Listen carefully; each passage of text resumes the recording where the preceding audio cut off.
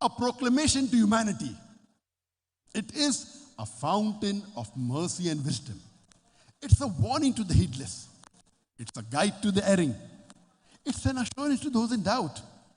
It's a solace to the suffering. It's a hope to those in despair. Because the Quran is the future world constitution, it is a global necessity. Because the Quran is the most positive book in the world, the Quran is a global necessity. Because the Quran is the proclamation to humanity, the glorious Quran is a global necessity. Because the Quran is the fountain of mercy and wisdom, Al-Quran is a global necessity. Because the Quran is a guidance to humanity, it is a global necessity. Because the Quran is a warning to the heedless, the glorious Quran is a global necessity. Because the Quran is an assurance to those in doubt, Al-Quran is the global necessity. Because the Quran is a solace to the suffering, Al-Quran is a global necessity. Because the Quran is a hope to those in despair, Al-Quran is a global necessity.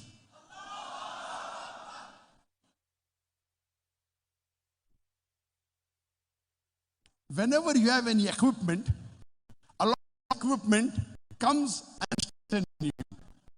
The more complicated the equipment, the more of an instruction manual, so that you know how to use the equipment. If you allow me to call a human being a machine, I would say it is the most complicated in the world. It is more complicated than the highest computer in the world.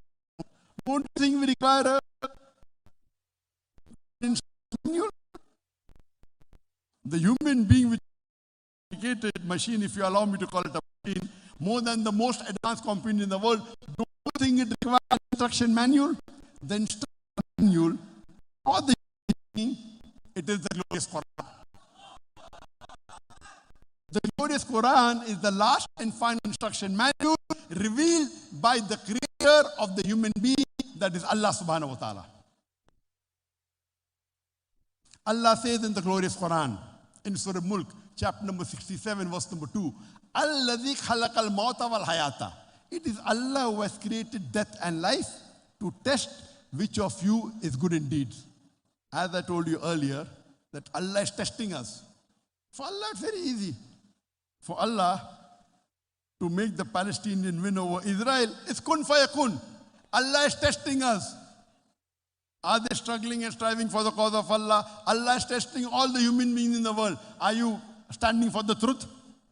So this life, according to the glorious Quran, is a test for the hereafter. If we pass this test, we go to Jannah, paradise. If we fail, we go to hell.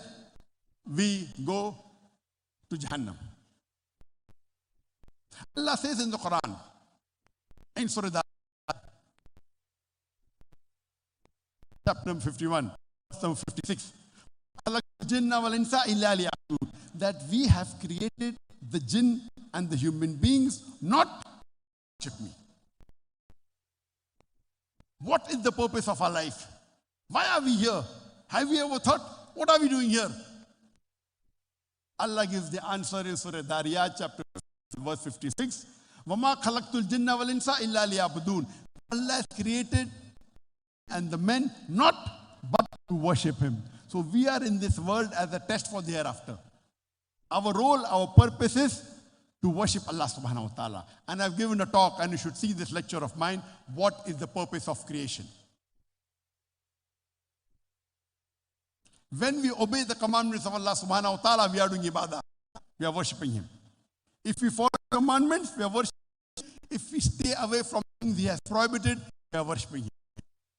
Ibadah means following Allah subhanahu wa ta'ala.